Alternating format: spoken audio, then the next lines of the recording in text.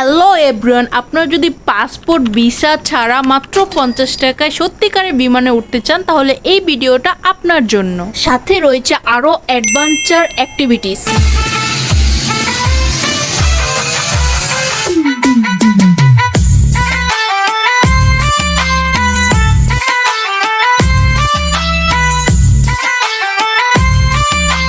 একদম সত্যি মাত্র 50 টাকায় উঠতে পারবেন আসল প্লেনে, তাও আবার পাসপোর্ট ভিসা ছাড়া। পাশাপাশি পেয়ে যাচ্ছেন অনেক সুন্দর শান্ত পরিচ্ছন্ন পরিবেশ এন্ড অনেক সুন্দর সুন্দর অ্যাক্টিভিটি। এটা কি সম্ভব? হ্যাঁ, সত্যি সম্ভব এটা। পাশাপাশি রয়েছে আরো অনেক কিছুই। যুদ্ধকালে সংরক্ষিত বিমানগুলো দেখতে পারবেন এবং তার ইতিহাসও জানতে পারবেন। পাশাপাশি বাচ্চাদের জন্য রয়েছে অনেক সুন্দর সুন্দর রাইড। বিমানের মধ্যেই পেয়ে যাবেন অনেক সুন্দর রেস্টুরেন্ট, পাশাপাশি পেয়ে যাবেন বেস ক্যাম্প, পাশাপাশি একটা অ্যাকোরিয়ামও পেয়ে যাচ্ছেন যার মধ্যে অনেক প্রকার মাছ আছে, পাখি আছে, অ্যাক্টিভিটিস আছে, বড় একটা ফাউন্টেন ঝর্ণা আছে, পাশাপাশি বোট কাইকিং ও রয়েছে এন্ড বাচ্চাদের জন্য অনেক সুন্দর সুন্দর প্লে জোন রয়েছে। সবকিছু আপনারা পেয়ে যাচ্ছেন বাংলাদেশ এয়ারফোর্স মিউজিয়ামে, তাও আবার স্বল্প খরচে। তো আসসালামু আলাইকুম আমার প্রিয় বন্ধুরা, মিস আঞ্জুম লাকি। আজকে আমি বাংলাদেশ এয়ারফোর্স মিউজিয়ামের সবকিছু বিস্তারিত শেয়ার করব। এটার লোকেশন কোথায়, কিভাবে যেতে হয়, এভরিথিং, আর কি কি অ্যাক্টিভিটিস রয়েছে আর এগুলোর খরচ কত, আর সবকিছু শেয়ার করতে চলেছি এই ব্লগে। তো ভিডিওটা লাস্ট পর্যন্ত দেখার অনুরোধ রইল, স্কিপ না করে ভিডিওটা লাস্ট পর্যন্ত দেখো আর বেশি বেশি লাইক কমেন্ট শেয়ার করে দিও প্লিজ প্লিজ প্লিজ, আর আমার পেজটা ফলো করে দিও। তো রিসেন্টলি আমরা যেহেতু ঢাকা মিরপুরে গিয়েছিলাম আমার ননাসের বাসায়, তো সেখান থেকে মিউজিয়াম অব্দি যাওয়া খুবই সিম্পল ছিল। তো আমরা প্রথমেই চলে যাচ্ছি Mirpur 12 Pallabi metro rail station, যেটা আমার ননাসের বাসা থেকে খুবই কাছে।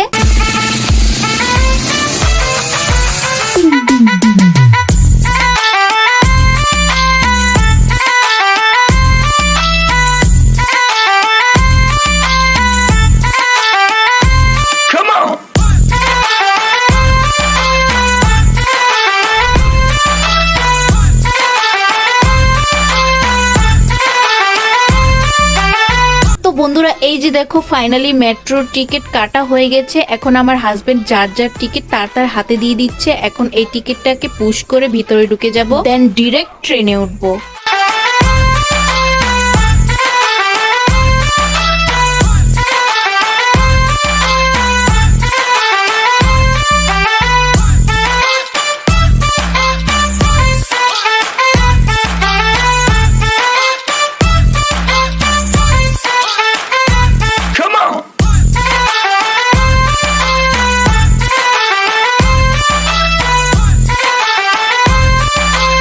এই যে দেখো গাইস আমাদের ট্রেনও চলে আসছে, এখন ট্রেনে উঠে পড়বো, দেন চলে যাব এখান থেকে আগারগাঁও স্টেশনে।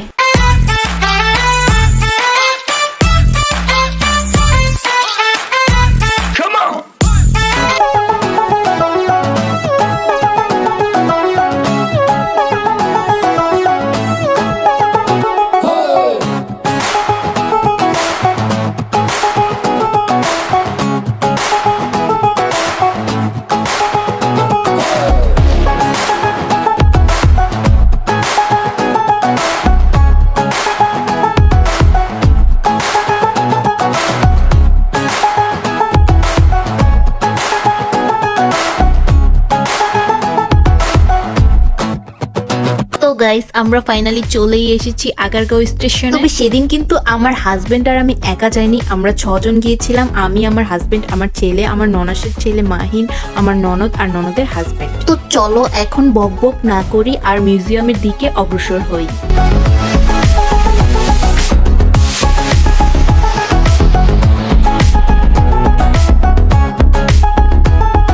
গাইস আগারগাঁও স্টেশন থেকে কিন্তু মিউজিয়ামটা দেখা যায় আর খুব সুন্দর লাগে উপর থেকে দেখতে। তবে মেট্রো থেকে দেখতে আরো অনেক বেশি সুন্দর লাগে, সবকিছু দেখা যায়। তবে মিউজিয়ামটা কিন্তু আগারগাঁও স্টেশনের একদম পাশেই, মানে সাথেই। আগারগাঁও স্টেশনে নেমে তুমি যদি উত্তর থেকে আসো তাহলে তোমার পড়বে ডান দিকে, আর যদি তুমি মতিঝিল থেকে আসো তাহলে তোমার মিউজিয়ামটা পড়বে বাঁ দিকে।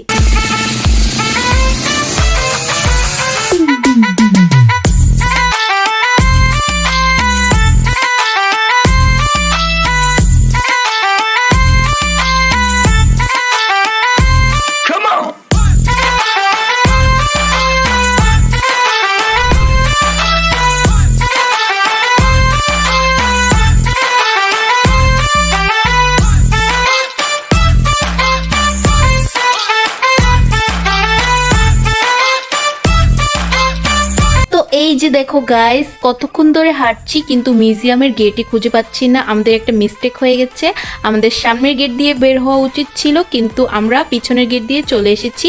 তোমরা এই ভুলটা করবে না, তোমরা সামনের গেট দিয়ে নামলে একদম মিউজিয়ামের গেটের সামনেই নামতে পারবে। তো এই যে দেখো বন্ধুরা, এটা ছিল সামনের গেট, যেটা একেবারে মিউজিয়ামের গেটের সামনেই, কিন্তু আমরা মিস্টেক করে পিছনে চলে গিয়েছিলাম। তো এখন সামনে চলে এসেছি। তো এদিকে আমার ছেলে বেলুনের জন্য কান্নাকাটি করছে, তো তার বাবা তার জন্য বেলুন কিনে দিচ্ছে। আর ওই যে দেখো উপর দিয়ে মেট্রো রেল চলে যাচ্ছে।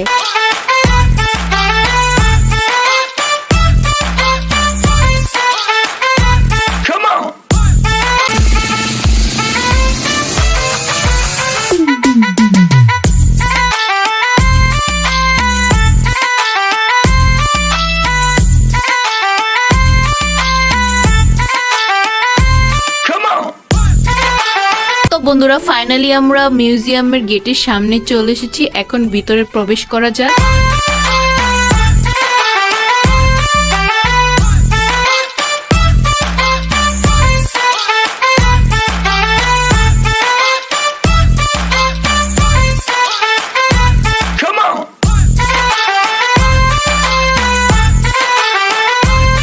এই যে দেখো গাইস, এখানে লেখা আছে এন্ট্রি ফি 50 টাকা করে, 2 বছর ঊর্ধ্বে বাচ্চাদের টিকিট ক্রয় করতে হবে।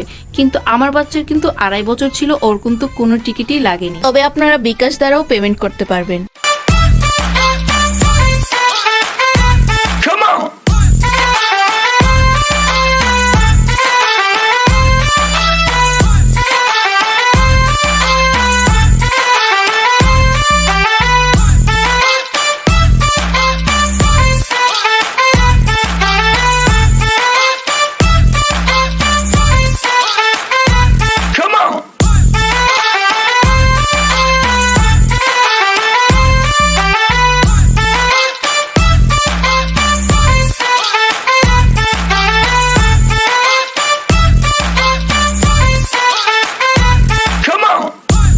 তো গাইস, আমরা ফাইনালি ভিতরে প্রবেশ করে গেছি। দেখো পরিবেশটা কত সুন্দর, কত শান্ত, কত পরিচ্ছন্ন। আর সেদিন ওয়েদারটাও ছিল খুব সুন্দর, একদম মনমুগ্ধকর, একদম আমার মনের মতো। বৃষ্টি আসার আগে যেরকম হয় ঠিক সেরকম। আমার এরকম ওয়েদার অনেক বেশি ভালো লাগে। আর প্লেসের কথা কি বলবো, সেটা তো বলার ভাষাই নেই। এখানে এসে এত শান্ত পরিবেশ পেয়ে, এত সুন্দর ওয়েদার পেয়ে আমাদের সবার মন অনেক বেশি ভালো হয়ে গেছে। আমরা প্রত্যেকেই এক একটা বাচ্চা হয়ে গেছি। তবে আমার ছেলেও কিন্তু এরকম শান্ত খোলামেলা পরিবেশ অনেক বেশি পছন্দ করে।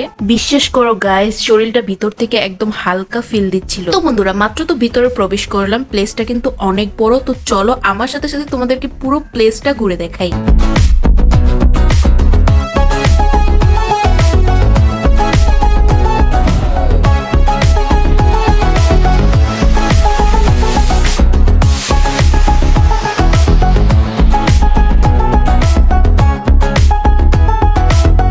বন্ধুরা, পিছনে যে বিমানটা দেখা যাচ্ছে সেটা কিন্তু রাশিয়ার বিমান। 1947 সালে বাংলাদেশ বিমান বাহিনীতে একে যুক্ত করা হয়। আর এর মডেল হচ্ছে AN-24 ট্রান্সপোর্ট এয়ারক্রাফট। এই বিমানটি তৎকালীন প্রধানমন্ত্রী বা রাষ্ট্রপতি ব্যবহার করতেন। তবে হ্যাঁ গাইস, তোমরা এই বিমানটিতে উঠতেও পারবে আর চালানোর ফিলও নিতে পারবে মাত্র 50 টাকায়। তো বন্ধুরা, এখন যে হেলিকপ্টারটি দেখতে পাচ্ছ এটি হচ্ছে ইন্ডিয়ার এয়ারপোস্টে একটি হেলিকপ্টার। 1971 সালে মুক্তিযুদ্ধের সময় সিলেট এলাকার ভারতীয় সেনা পরিবহনের জন্য এই হেলিকপ্টারটি ব্যবহৃত হতো।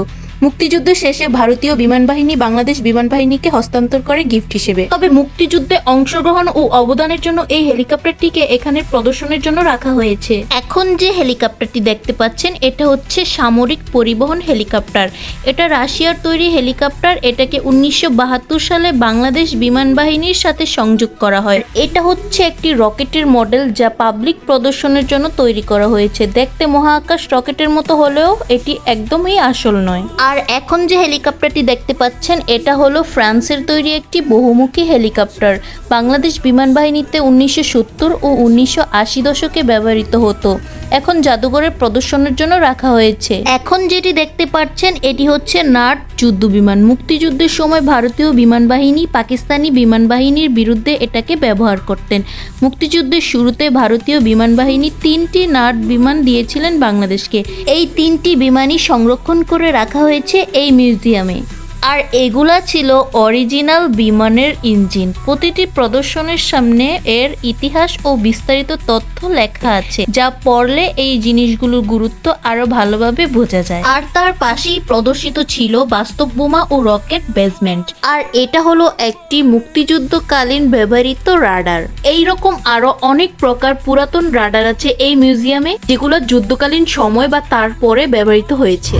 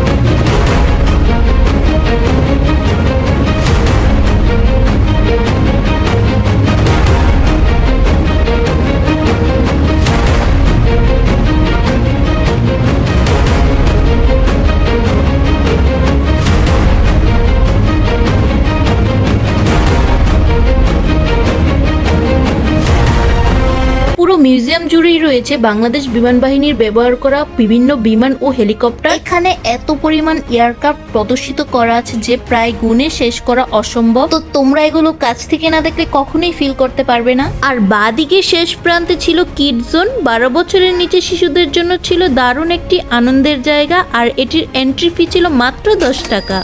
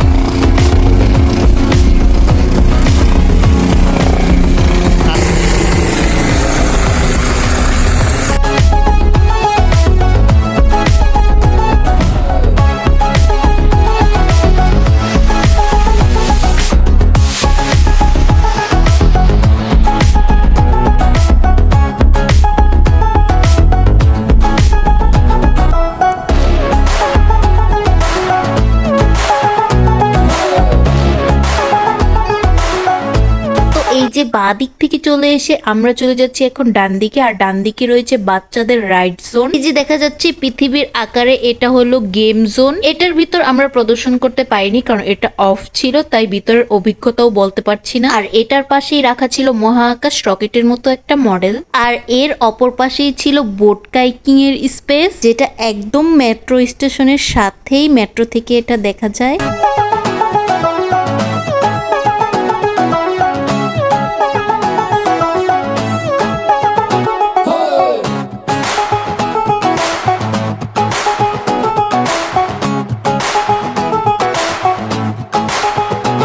তারপরে চলে গেলাম বোট কাইকিং এর পেছনের দিকে বাচ্চাদের রাইড জোনে। আর এখানে এত সুন্দর সুন্দর বাচ্চাদের রাইড ছিল, প্রত্যেকটার মূল্য মাত্র 40 থেকে 50 টাকা করে।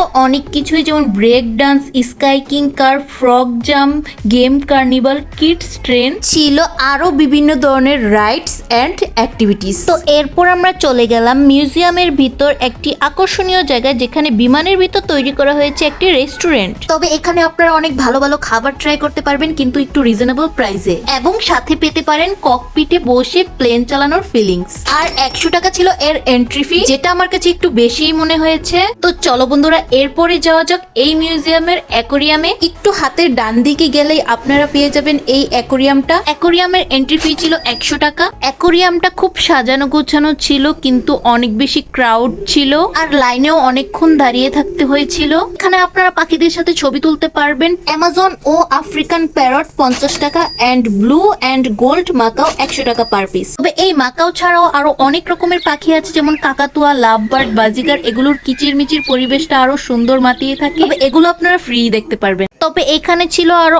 অনেক প্রকারের টেরারিয়াম, এগুলো অনেক বেশি এক্সপেন্সিভ। আর অ্যাকোরিয়ামে রাখা মাছগুলো কত সুন্দর, মাশাআল্লাহ, আমার তো চোখই ফিরছে না।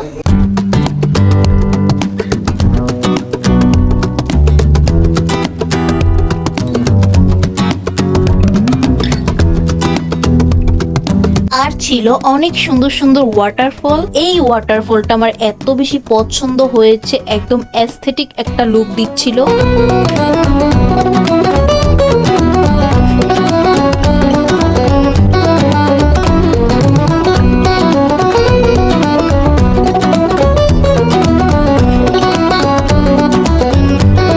তো বন্ধুরা, চলো এখন তোমাদেরকে নিয়ে যাই এই প্লেসের সবচেয়ে অ্যাট্রাকটিভ বেস ক্যাম্পে। আর বেস ক্যাম্পের লুকটা দেখো, একদম অ্যাস্থেটিক ছিল। তবে এখানে প্রবেশ করতে হলে কিন্তু তোমাদের আলাদা করে টিকিট কাটতে হবে। আর বেস ক্যাম্পে রয়েছে দারুণ দারুণ সব অ্যাক্টিভিটিস, রয়েছে zip lining, tree top, climbing, আরো অনেক অনেক অ্যাক্টিভিটিস। আমার কাছে পার্সোনালি বেস ক্যাম্প অনেক বেশি ভালো লেগেছে, কিন্তু আমার বেস ক্যাম্প ট্রাই করা হয়নি। ইনশাল্লাহ নেক্সট টাইম আবার যাব শুধু বেস ক্যাম্প ট্রাই করার জন্য। তো বন্ধুরা, বেস ক্যাম্পের আশেপাশে পেয়ে যাবে তোমরা অনেক মজার মজার খাবারের ফুড কোর্ট, যার মধ্যে আমরা নিয়েছিলাম এই 12 ইঞ্চি পিৎজাটা। এটা অনেক টেস্টি ছিল আর দাম ছিল মাত্র 450 টাকা। এছাড়া আরো অনেক অনেক ফুড কোর্ট রয়েছে এখানে, যেমন ফ্রাই বাকেট, উরবান ফাশি, গল্প, আরো অনেক কিছু।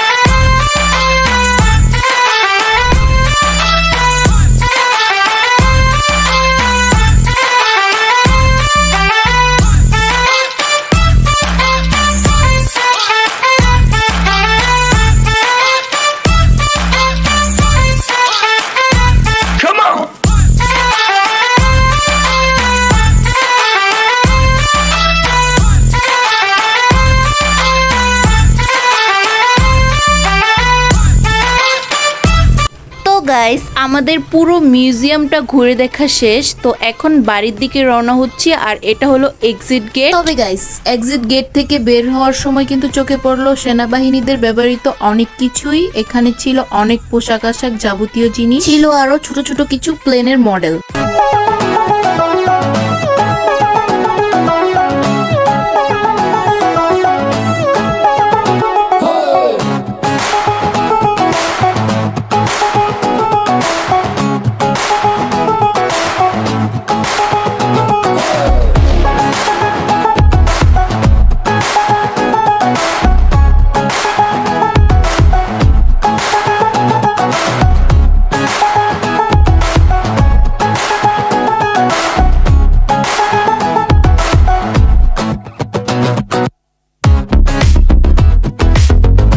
তো গাইস, ঘোরাফেরা শেষে চলে যাচ্ছি বাড়িতে। প্রিয় মানুষদের নিয়ে ঘুরে ফেরানোর জন্য এটা খুব সুন্দর প্লেস। আমার তো এখানে এসে ভীষণ ভালো লেগেছে, আর আমার ফ্যামিলি মেম্বারদেরও খুব বেশি ভালো লেগেছে। তাই তো তোমাদের সাথে এই মিউজিয়ামের সব কিছুর এক্সপিরিয়েন্স শেয়ার করলাম।